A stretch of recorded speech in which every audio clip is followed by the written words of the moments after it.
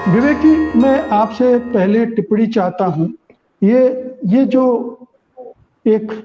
हमला हुआ है, मैं कहूंगा सीधा हमला हुआ है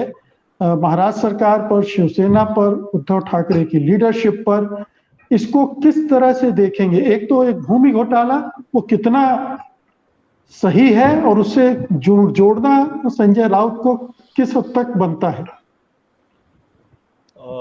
मुकेश जी, देखिए, ये जो घोटाला बताया जा रहा है ये करीब 1034 करोड़ का कोई लैंड स्कैम बता रहे हैं, जो कि किसी चौल के रीडेवलपमेंट के सिलसिले में हो गया और एक पूरी की पूरी ये हवा बनाई जा चुकी है। भारतीय जनता पार्टी के कुछ लीडरान ऐसे हैं जो कि केंद्रीय स्तर से लेकर के राज्य स्तरों तक सक्रिय हैं, और वो कांग्रेस या भाजपा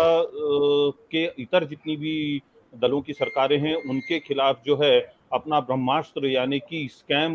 रिपोर्टिंग जो है वो करते रहते हैं और उसमें केसेस बनवाने की कोशिश करते रहते हैं। अभी फिलहाल जो मामला हुआ है जिसमें ईडी ने संजय राउत तक पहुंचने की कोशिश की है और कुछ हद तक पहुंचने का प्रयास जो है उनका सफल होता हुआ दिखाई दे रहा है। लेकिन इसमें मैं आपको एक चीज बताना चाहूंगा कि अभी ये जो भी अटैचमेंट ऑफ प्रॉपर्टी है, जो कि 8 लैंड पार्सल्स की है और दादर में उनके एक निवास स्थान की है, तो इन इन पूरी 9 प्रॉपर्टीज का जो अटैचमेंट है ये बेसिकली जो prevention of money laundering act है उसके तहत सिर्फ प्रोविजनल अभी एक्टिविटी हुई है। इसका मतलब यह है कि उनको अपने कंट्रोल में ईडी फिलहाल नहीं ले सकती, लेकिन उसके लिए बाकायदा नोटिस इशू कर दिया है कि अब ये जो संपत्ति है इसकी खरीद फरोख्त या अन्य कोई भी गतिविधि आप नहीं कर सकते हैं, और ये अब सरकार के पास में अटैच हो गई है। मैं आपको बताना चाहता हूं कि केंद्र सरकार जो है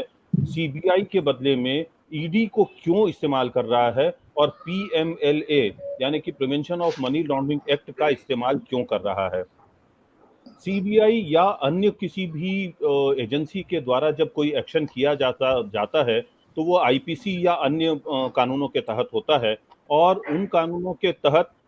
ओनस जो होता है या जिम्मेवारी जो होती है वो कानून पालक एजेंसियों की, खुफिया एजेंसियों की होती है, जांच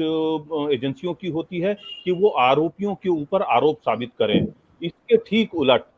prevention of money laundering act जो है वो ब्रिटिश काल में जिस तरीके से कानून बनाए गए थे उसी तरह का ये कानून है, और इसमें साफ तौर पर ये लिखा हुआ है कि आरोपी को साबित करना होगा कि उसने आरोपित जो मामला है उसमें उसका कोई हाथ नहीं है, जो उसके खिलाफ केस बनाया गया है वो उसमें वो आरोपी नहीं साबित होता है, वो अपराधी जी। नहीं है। और इस चीज का पूरा फायदा उठाते हुए और जो दिगर पार्टियों के लीडरान हैं उनको हरास करने के लिए इस कानून का और इस संस्थान का दुरुपयोग किया जा रहा है, ये मुझे अब साफ दिखाई दे रहा है विवेक जी, मुकेश मैं जी। इसमें एक सवाल जोड़ना चाहता हूं कि इसका नेक्स्ट स्टेप क्या? आपने कहा कि ये प्रोविजनल अटैचमेंट है, तो अब ईडी आगे अगली कार्रवाई क्या कर सकती है? क्या ये बढ़ते बढ़ते संजय राउत की गिरफ्तारी तक भी जा सकती है? अब देखिए, इसमें एक सबसे महत्वपूर्ण बात यह है कि कानून के तहत जो है ईडी को इतने अख्तियारात हासिल हैं कि वो संजय राउत को या जो भी आरोपी हैं उन्हें गिरफ्तार कर सकती है, और गिरफ्तारी होने के बाद उनको अदालत में पेश करने के बाद में जो है मुकदमा चलेगा, और जब तक मुकदमा चलेगा जरूरी नहीं है कि उनको जमानतें भी हासिल हो जाएंगी। प्राइमा फेसी जो है अदालतें ये मान करके चलती हैं कि ईडी जो केस ला रही है वो वाटर टाइट केस है और फूल प्रूफ केस है। तो इन हालात में कई लोगों के साथ में हमने देखा है, पुणे के एक सज्जन थे, उनको तो लगभग 10 या 12 साल तक अदालतों में जेलों में सड़वा दिया था, और